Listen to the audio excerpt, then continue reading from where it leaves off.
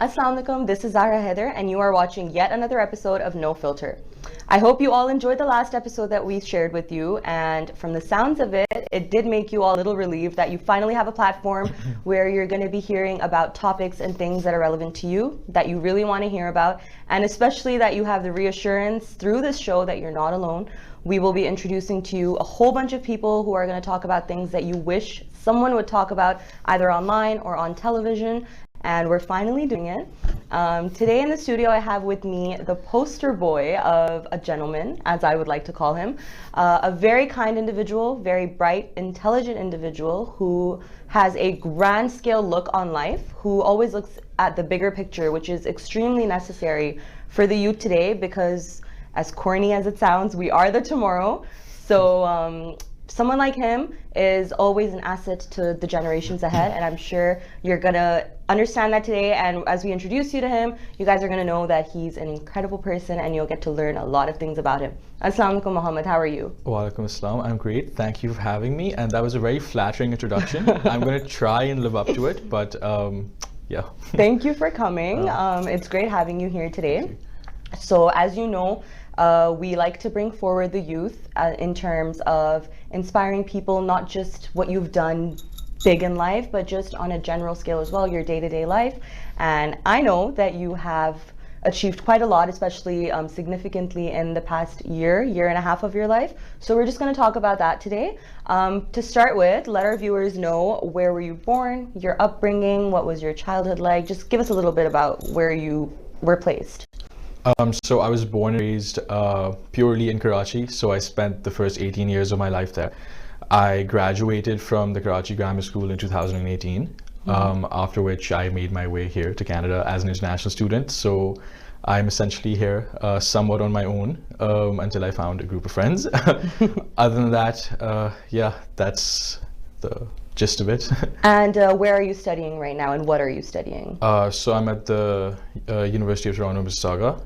I am studying political science currently. I'm looking to add economics as another part of my degree, so that's something I'm working towards right now. Great. Okay, so you're still exploring this side, but your main is political science. Yes, am I right? absolutely. Excellent. Cool. Okay. So tell us a little bit about, okay, so like you said, you lived in Karachi for 18 years of your life. So your entire life in Pakistan and then the transition here. In a couple of sentences, or actually, let's make this a little fun. In 3 words, how would you describe that transition? Surprisingly easy. It was better than I expected, and it made me grow a lot. So those are 3 major things. Great. Okay. Yeah. I'm sorry I put you on the spot, but because no, because I feel like sometimes when you go through a certain transition in your life, or when you go through something big in your life, or even something small, it's very rare for you to sit back and sometimes reflect on, how would I have to summarize this in a few words? I mean, there are times where you can go like, oh, I can probably write a book on it. But I feel like because these things are, like you said, that it's simple, and we're going to touch on that, and it was easier than you expected. We look at these things as big monsters, if I may call it that, or like something that's insanely tough, or something that you've struggled with massively in order to transition from one country to the other, and especially the viewpoint that people have when you move from Pakistan to Canada.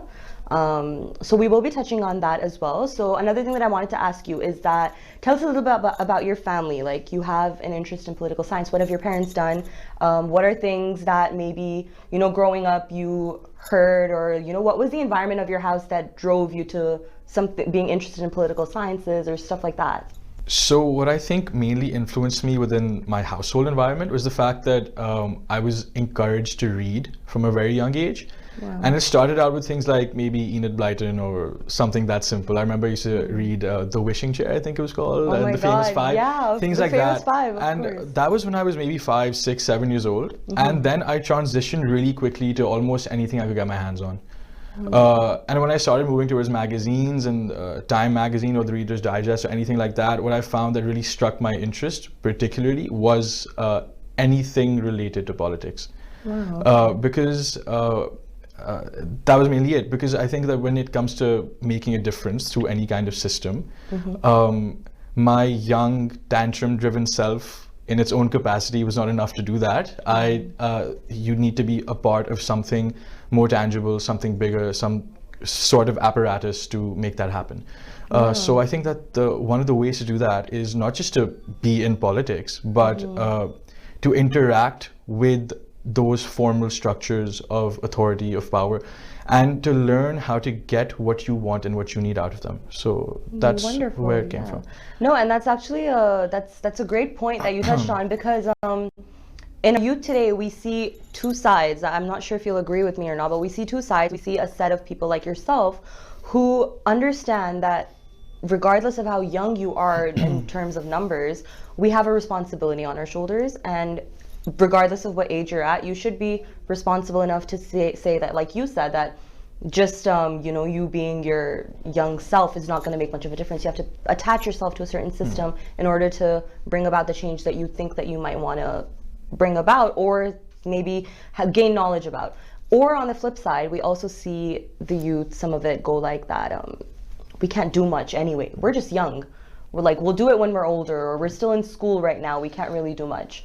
So touching a little bit on that, tell me, since we are talking about like you as a person right now, tell me about how, like, we see, like, I know you personally, and then I'm sure the viewers see that as well, that you're a very responsible human being, not just a responsible Pakistani, not just a responsible son or friend or whatever, but you have this sense in you that I'm responsible and I am in this world and I want to do something that might bring about some kind of good, if not change. Where does that root from? I mean, it's just a realization I've had as I've grown older, which is that if you are cognizant of a problem that exists and you see that others around you are not willing to do anything about it, you automatically have a responsibility to do something about it. Because if you don't, then who will? Because every next person then says that, oh, it's not going to be me, it's going to be the next person. Right. And what I meant by attaching, I didn't exactly mean attaching yourself to a system. I think you can even work outside it, right? But you need to know how to interact with it, right? Right. Great. So that's one thing. Wow. Okay, that's a great thing to know, that there's a sense of responsibility, and like you said, you don't need to attach yourself to it. You can work outside of it. That's great as well, because sometimes there are things that aren't in our understanding capacity, especially when it's things like if we talk about your case in terms of politics or in terms of the economy and business, things like that, things that people don't really understand easily. They step back from it because they don't understand it. So that's great, and we're gonna hold that thought, and we're gonna be coming back after a very, very short break to talk about super interesting things about Muhammad's journey from Pakistan to here, and everything that people understand or misunderstand about being a Pakistani Canadian living outside of Pakistan. We'll be right back. Don't leave.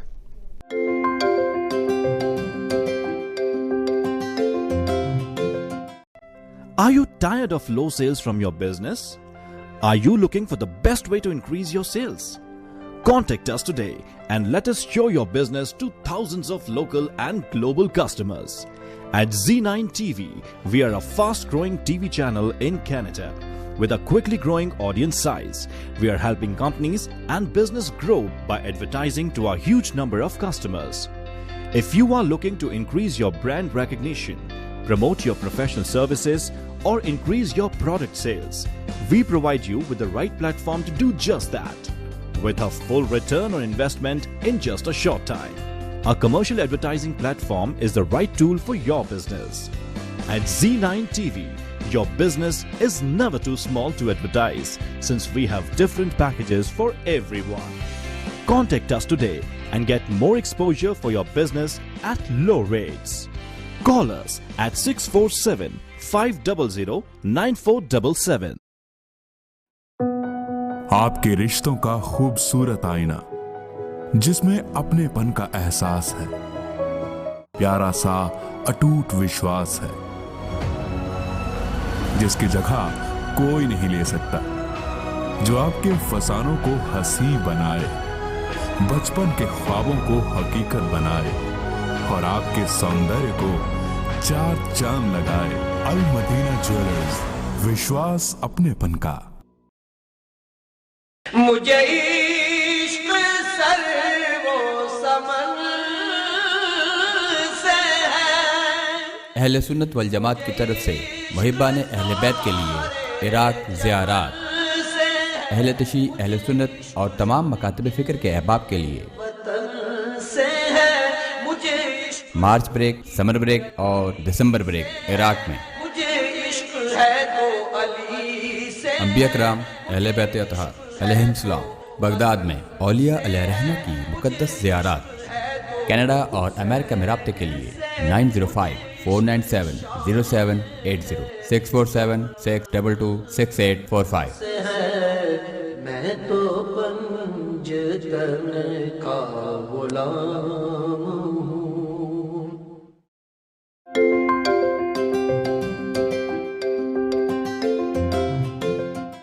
Hi everyone, welcome back from the break. I hope you guys have gathered all your yummy snacks because we're going to have a super interesting conversation going on over here. I have with me Mohammed in the studio and a very bright individual, a very inspirational young man. Okay, Mohammed, so as we were talking before we broke out that you moved here from Pakistan after living there for after being basically living there your entire life, and you had never been here before in Canada. So what I wanted to ask you was that because this is always super interesting, the transition. Like we always hear stories that people moved from Pakistan to here, but oftentimes it's with their family. A lot of times it's like, you know, we hear that families move together and as a family they struggle financially getting a house, kids enrolling in school, things like that. But for you, it was like you were all on your own. So before we get into the transition itself, tell me when you got your acceptance letter from the University of Toronto, what went through your mind? What were your expectations? What were you what did you think you'd find here? Well, I didn't expect to be completely surprised because I would say I am fairly well traveled. So that did prepare me in coming to Canada. I mean, I hadn't been to Canada before, but I mean, I've been to a fair amount of other places all over the world, in the UK or Europe or elsewhere. So it wasn't as if there was any major culture shock, right? Right. Because you'll even see in Karachi, you have separate microcosms behaving in separate ways. So you will see circles that are fairly similar to what you'll find here in the Pakistani community and otherwise, right? So it wasn't that big of a shock otherwise. When I got my acceptance, I actually was not sure whether I'd be coming here or not. Oh, wow. Yeah, because I was also accepted at UBC, so that was an option. And then I was also considering going to the UK and studying law instead. And it actually was not until fairly later in that summer that I decided that I would be coming here. I don't regret that at all. I'm fairly happy that I came here. I've made a great group of friends. You mentioned that I came here without a family, which is entirely true. But well, the first thing is that my family is what equipped me with being able to deal with all the challenges that arose in moving here alone. And secondly, in my friends, I found another kind of family. Because what matters is that, I mean, you will not have the luxury of having a support structure everywhere you go in the world. Definitely. And often you are compelled to go to other places in the world for various reasons. And then it's your responsibility to build those. Right. Definitely. I was lucky enough to have some of my really close friends from back home also be here. So that they really helped me gel in. But other than that, even besides them, I've just found some really wonderful people and that did a lot for me. Great. Yeah. So you talked about gelling in. Now, what I wanted to ask you, because the way I see it, I mean, is that Pakistan as well at this point, like you said, has progressed massively. I mean, unfortunately, some people still have the perspective when they think of back home that, you know, it's always about just load shedding, or it's always about phone snatching, or it's always about, like, it's always just the negative things which are thought about or, you know, pictured when someone says going back home. But many of us do know now that in recent years our country has definitely progressed and times have changed, and it's not like it's an alien country or it's an alien environment in comparison to the Pakistani community here in Canada.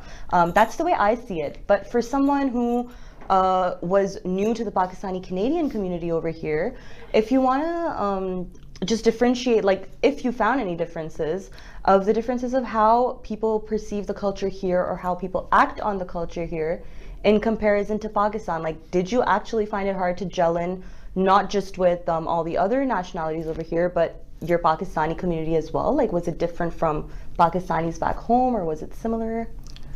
I think that there are a lot of people who've had the good fortune of staying in touch with back home. They've had the good fortune of being able to travel and know what it's like. Then there are also a fair number of people that haven't had that luxury. So it's not that you can entirely blame this on them. I used to. That changed over time. More on that later. But you can't really blame them for having certain negative stereotypes. But it's also true on the flip side that when now someone says to me, "Oh, you're from Karachi, bahar kaise jaate ho? Phone snatch nahi hota?" I'm just like, where have you been for the past 5 years, right? Because as we were talking about before, 2014 was a major turning point, not just for Karachi, but for the entirety of Pakistan. This was post APS. Post APS, attack. and that's something I don't think we can do justice to any discussion on any changes in Pakistan in the recent years without mentioning this crucial fact, because even the Zarb al-Azab, the operation that essentially cleaned up terrorists from the majority of the country, was it was a direct response to that attack. It came at a great cost, but there were also incredible benefits accrued to it. Like Karachi particularly was the worst struck by terrorist activities in the entire country by far. 2008 to 13 in particular, I've heard bomb blasts, here and there. We've had, well, not exactly near me, but places I've known, people we've known have gotten hurt, maimed, killed in such situations. So growing up in an environment like that, on the one hand, it's not easy, but then it also hardens you to a lot of things. Right. It doesn't desensitize you, but it teaches you to deal with them in a correct way. Right. Or at least it makes them palatable to some extent, right? It's Yeah, never like, easy. You adapt to it. You have to, I guess. So a lot of people do not exactly realize what it was first going through that phase, but then there being a incredible turnaround.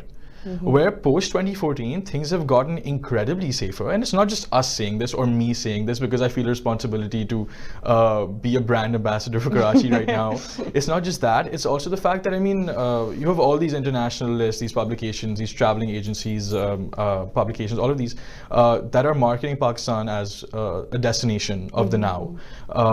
And that's for a reason, because it's become incredibly safer. Exactly. So there's that one thing, right? So there was that bit of a disconnect, and a lot of people that hadn't been home for a long time. Other than that, so yeah, often I would, it was a little like, it was a little tedious filling in these gaps in people's knowledge. Yeah, of course, I'm sure it was frustrating as well to a Other certain than that, extent. it really depends. I mean, I've met people like you that are incredibly in touch with their roots despite barely ever having lived in Pakistan. And then there are also people who've moved here 3 years ago and act like they never have lived in Pakistan. Oh yeah.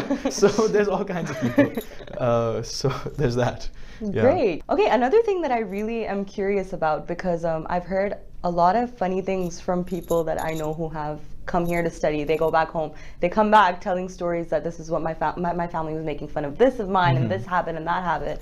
Because regardless of where you've lived your entire life, if you migrate to a certain country or an environment, naturally a couple of things, even unconsciously sometimes, you adapt to them. So when you go back, there's always a difference or a lapse that people see in you. So whenever you went back to Pakistan for holidays, or not even to Pakistan, but wherever your family resides, when you went back to family basically, did they ever point out any differences in you or any changes in you that you wouldn't have ever realized that it's changed in me? Well, there was one thing which I think everyone noticed, which is I lost a lot of weight. There's that. Because it's the dorm life? There's that. So everyone... No, it's actually the opposite. I think I adopted a much healthier lifestyle once I was on my own. Oh, wow. Because over here, you don't have the luxury of there being food available to you 24/7, right? You don't just go to the fridge, open it up and be like, oh, I'm going to have whatever I want, whenever I want, in any copious amounts, right? True. I mean, over here, it's not like I'm not starving myself. But at the same time, you have a responsibility of going, either going out to get food or cooking your own food or buying your groceries, things like that. Right. And once that's entirely in your hands, right, you get a lot more freedom to do what you want with it. You are not any longer beholden to incredibly greasy curries and things like that, which you often get back home, which I'm not complaining about. I love having them in good measure, but yeah, it really, moving here really helped me change that one thing about Wow, myself. okay. That's great. It came out of circumstances, but I'm glad that it did come out of that. As Another long thing, as you're not starving yourself. oh yeah, no, don't my, worry about my that. mom instinct just came out. I'm like, oh, please don't starve yourself. No, and then there's another thing that I'm glad did not change. And in fact, when I went back right now in the winters, my uncle pointed out to me, I said one word to him after I met him in English, and then he was like, okay, thank God your accent hasn't changed. Oh. I mean, yeah, so yeah. Okay, so I'm not that's one still of- intact. That is Otherwise, I feel very like, much still intact. I feel like that's one thing that our Desi culture, like, we love pulling each other's legs over that. That किसी का जरा सा ज़्यादा accent बढ़ जाता है या change हो जाता है तो फौरन से, you know, jokes आने लगती हैं या you start like mocking the other people, which isn't Oh, no, right. absolutely. I think it's perfectly all right. I think it's something that we need. Pulling each Because other's I've legs. come here with people who have, like, I mean, if they spoke to me the next day, I'd be like, I mean, are you that person? तुम उसके twin तो नहीं हो? मतलब तुम हो कौन? मतलब कल बिल्कुल अलग accent था, and today it's something that's completely different. Yeah. That's unfortunately. I a think, I comeback. mean, you don't need to be mean about it, but I think it's definitely something that deserves jokes. Yeah. So you haven't been a victim of those jokes yet. Oh, I won't be. You I'm won't very be? confident about that. Yeah, Okay, I won't okay, be, yeah. we'll see. Yeah, We'll see, we'll Mohammed. see, we'll That's a see, challenge. we'll see. Okay, great. So, okay, guys, I hope you're enjoying. I know I am. I'm getting to hear a lot of interesting things, and I hope you guys are all set to hear all the other things that we're ready to talk about. A lot of things about gender bias, as well as toxic gender role expectations and stereotypes. We have a lot of interesting things coming up, so stay wherever you are. Keep watching. We'll be back after a short break.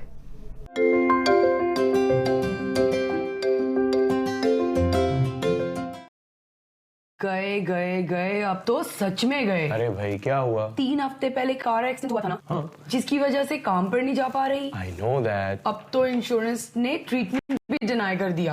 अरे तुम दिल छोटा मत करो, बस call करो अपने community के इंजरी लॉयर सैयद मिर्जा को। और सुनो, सैयद ला got over $1 million in settlement to one of his clients. What? Over $1 million to his client? जी हाँ। अब बना अपनी कम्युनिटी के लॉयर का फायदा। 10 years of experience, easily accessible, Get the compensation you deserve. and no fee until he settles your claim. Car accident or slip and fall. Call Syed M. Raza of Syed Law.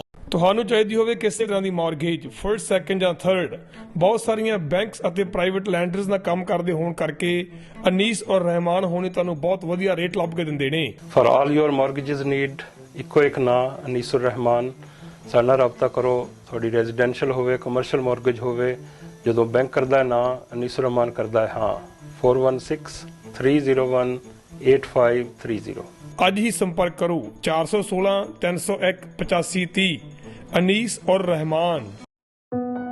आपके रिश्तों का खूबसूरत आईना जिसमें अपनेपन का एहसास है, प्यारा सा अटूट विश्वास है, जिसकी जगह कोई नहीं ले सकता, जो आपके फसानों को हंसी बनाए, बचपन के ख्वाबों को हकीकत बनाए और आपके सौंदर्य को चार चांद लगाए। अल मदीना ज्वेलर्स, विश्वास अपनेपन का।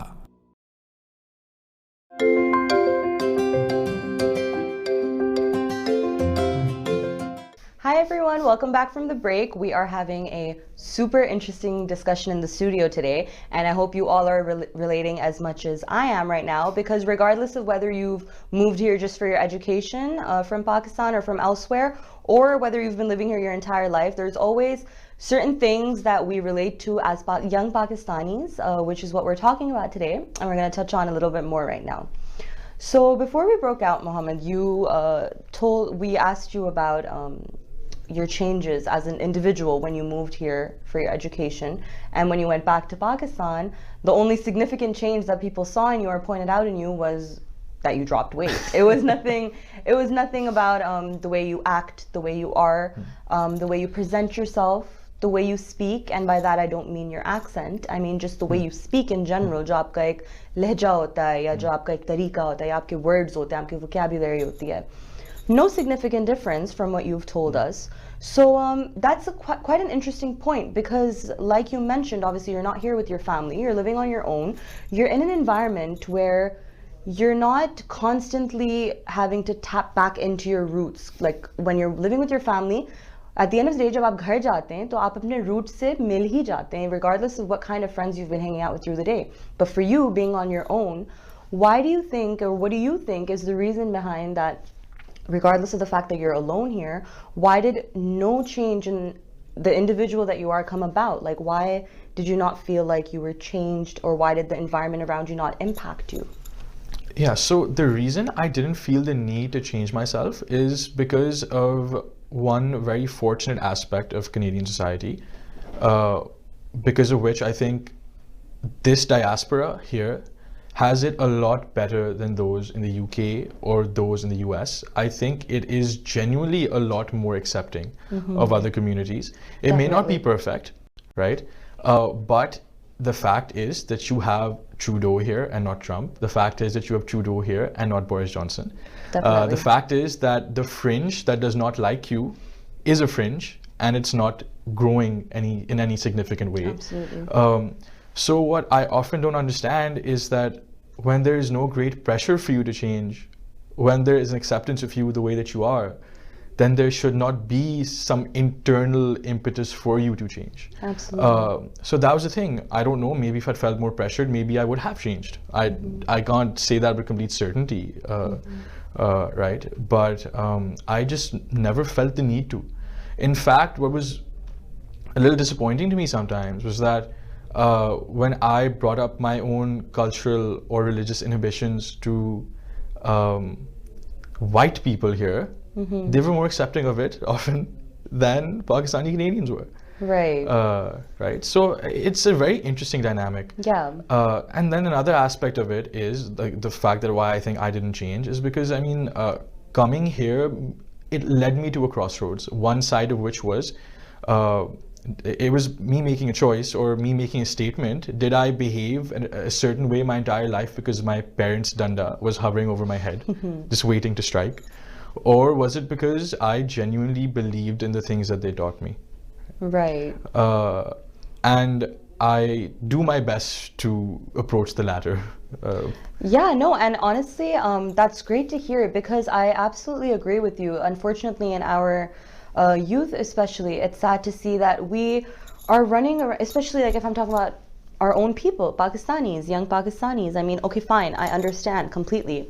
You haven't gone back in years, or you've been born and raised here entirely, you've been in a whole different environment. That's all okay, but like you said, thankfully, alhamdulillah, we live in a country, we live in an environment that, okay, no place is perfect. It does happen. You do get judged. You do get racial slurs, maybe. You do hear things that you wouldn't want to hear. But for the most part, you don't feel any massive pressure to have to change yourself. In fact, what I've noticed in my experience is, like you said, that more than pressures from other nationalities or people from different ethnicities, we feel this, there's this odd pressure just within the Pakistani community, where if you see someone is listening to Abda Parveen or listening to like Nayara Noor, then they're like looked at in a weird way. They're like, ye tum kya sun rahi ho? Tum ye sun rahi ho? And then on the other hand, as soon as someone's listening to Western music, which I'm not aware of, so I can't even give examples, I'm like the worst person, but like they're not looked at in a weird way. They're like, oh yeah, okay, this is standard. That's fine, that's great, that might be standard in terms of where you're living and all of that, but why is something significantly Pakistani looked so down on by our own Pakistanis? And I feel like this is a complex that we've adopted, unfortunately. We want to be everything but Pakistani. So in terms of that, I feel like you mentioned as well, the way you're raised plays a very big role, because you need to, I feel like parents must remember that just danda, ya just daatna, ya just like, you know, scaring your child is not the way to like incorporate culture in them. It's constantly making them go back to their roots, understanding, and by going back, I don't mean taking a flight and going to Karachi or Lahore or wherever, but it's constantly keeping in touch with your culture, and that can be in any terms. I mean, that can be introducing yourselves to politics, introducing yourself to Pakistani media, introducing yourself to Pakistani literature, just music, anything. So I'd like to know your opinion on this, that as far as connecting to your roots is concerned, because you have seen, you're quite well mingled with the Pakistani community within Canada as well. So what are your opinions on the fact that, you know, this competition, or not competition, this like little drift amidst Pakistanis itself, how do you think that can be battled? I mean, when Pakistanis are judging each other for being Pakistani or Desi, how do you think that can be overcome, or how do you think that can, you know, be eliminated? Because we're not being judged by anyone else. We're being judged by our own people. There's no easy answer to this. Absolutely not. Well, one thing I would like to say before I go on is like a disclaimer, which is that I know I'm sounding really critical of Pakistani Canadians right now, but I'm absolutely not. For every person that I've met who has confused me with certain aspects of how they view our identity, I've met people who are in touch with it in incredible ways that even I've been unable to while living in Karachi. In the sense that if I just take you as an example, your Urdu vocabulary is probably far better than mine is. My Urdu is not bad, right? I'm Urdu speaking, so like I have a normal Urdu accent, definitely. But yeah, so you read Urdu poetry and understand it and appreciate it in ways that I probably could not. Right? So for every one person, there's the flip side of the coin as well. So I'd like to say that. The only reason I'm hammering down on one side is because I'm here to make a point. Right? Yeah, no, of course. We're getting your perspective, your side of it. Exactly, right? Another thing is that at the end of the day, I do believe that we're all sovereign people. No one has a hard and fast duty to stay in touch with their culture, right? But I think it just says something about you if you do, right? And if you choose to, and if you identify with something and you choose to keep in constant contact with it. It's the same way I think you keep in touch with your friends or your family. There's a sense of loyalty. If you begin treating your identity as an entity that deserves that kind of respect and that deserves that kind of attention, you can modify it if you want, right? But you need to acknowledge it for that to happen. Definitely, yeah, no, staying loyal to your roots and who you are, that's a very, very good point, and I absolutely agree with that, because we see it.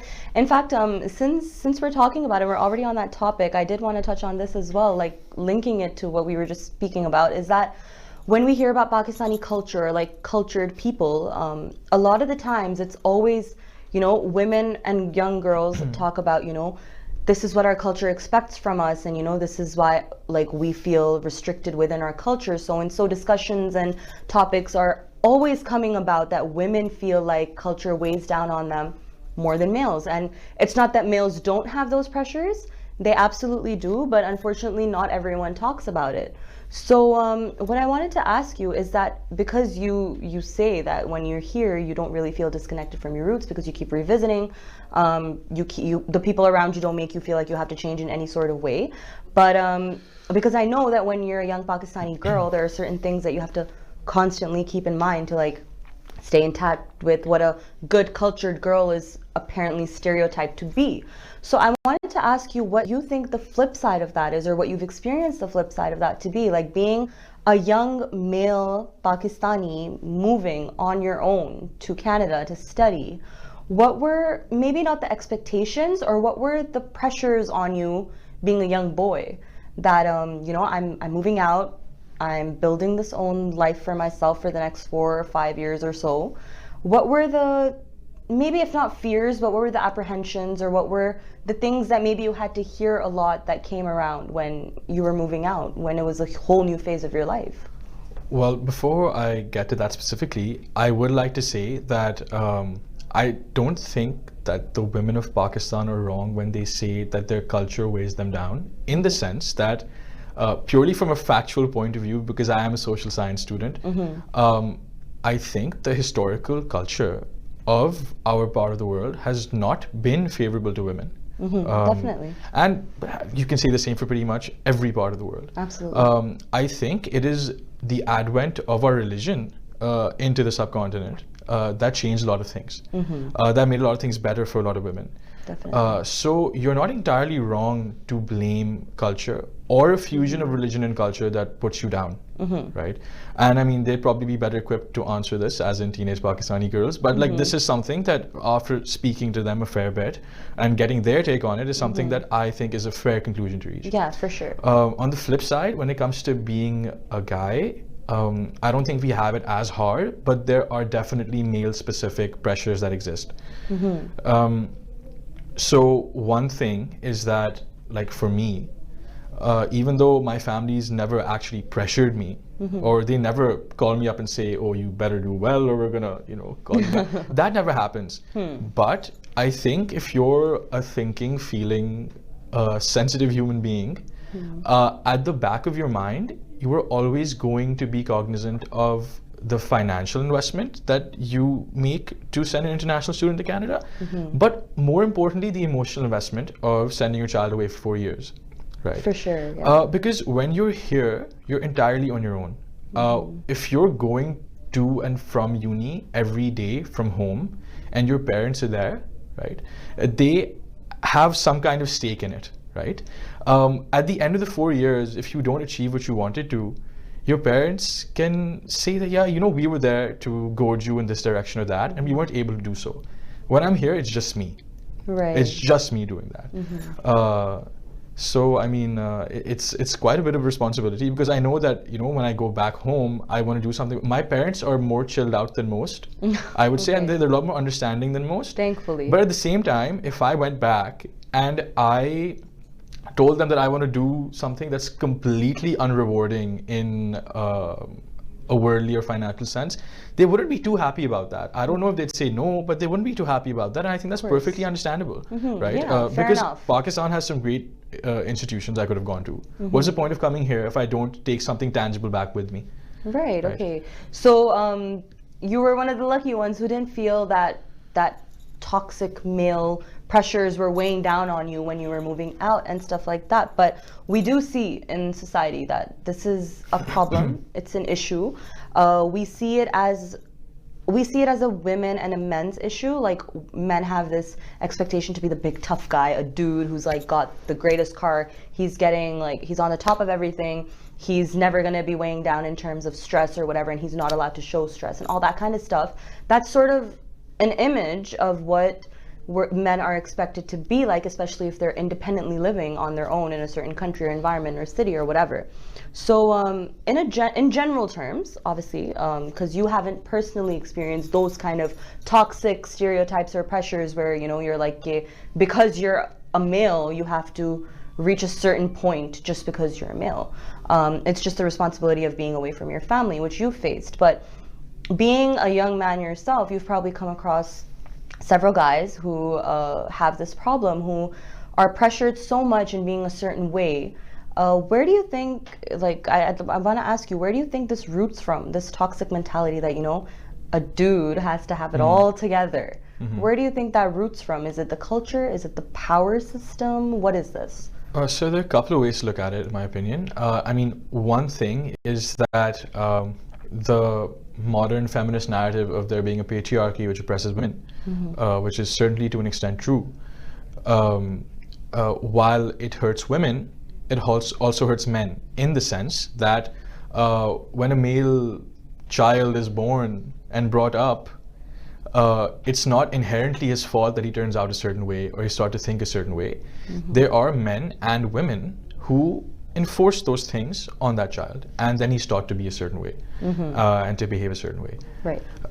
So in that sense, I think men are often ingrained with things that are not conducive to good interpersonal relationships, but then also on a societal level. Right? Because I mean, if you're a man who's eventually in a position of power, you're going to translate your internal biases into policy. Definitely. And nobody wants that. Oh yeah. Right? And you'll see that in a lot of places around the world. And there's also the fact that, I mean, so patriarchy will never hurt men the same way it's going to hurt women, because women will literally face violence, will face a lot of tangible harms from it. But there is a considerable degree of emotional conflict that men have to bear because of they have a responsibility in this as well. Absolutely. It's not like they're complete mental slaves of what they've been taught. They're thinking, feeling people who can choose not to be that way. Absolutely. But it's not always easy when you've been taught to be that way. So I know a lot of people. I'm fortunate enough to have a group of people around me who I can talk to and not be called a pansy or a dandy. But there are a lot of people who don't feel comfortable doing so, even if they have people around them who would not judge them for it. They've been raised in a way they don't feel comfortable talking about it.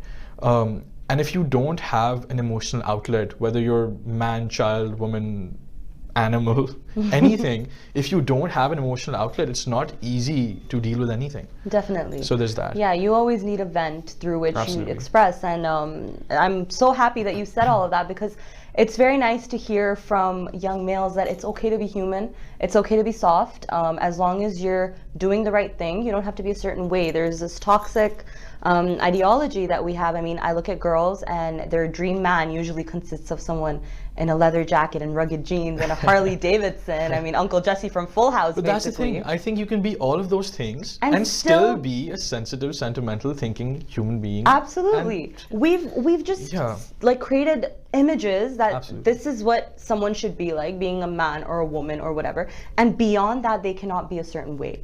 If he's got a Harley, he can be emotional. If he loves cooking, he can be a dude. Oh, like, I love cooking. You love cooking. I had never even made Maggi noodles myself or a cup of tea before I came here. And I am well on my way to becoming a chef. Okay, wow. That's a bit of an exaggeration. That's a bit of an exaggeration. No, I mean, I just love cooking.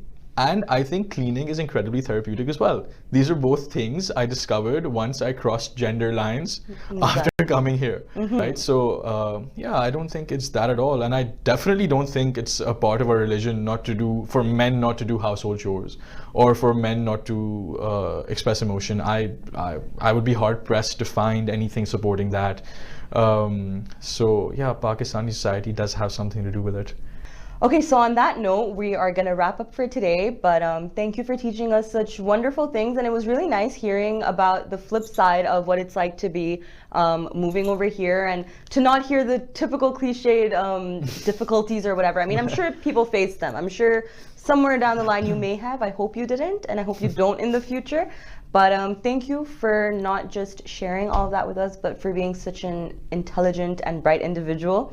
And I'm sure, inshallah, whatever you're pursuing, you're gonna go places in life. I can see that happening. And may you continue to be the poster boy of what a good man can be like, who also likes to cook. Please start cooking, men. And I hope you guys enjoy this episode as well. I'm pretty sure I did. I know I did. And we're going to be bringing you lots of exciting new topics, lots of contemporary ideas, and things to talk about that we don't get to hear a lot about. Make sure that you follow us on social media and that you also catch us on Z9 Digital TV. And always, always, always looking forward to your feedback. Let us know what topics you want us to talk about, and we'll definitely bring them forward for you. And always remember, we're here to listen to you. We're here to talk about what you're feeling. You're not alone. This is Zara Heather. Take care, guys.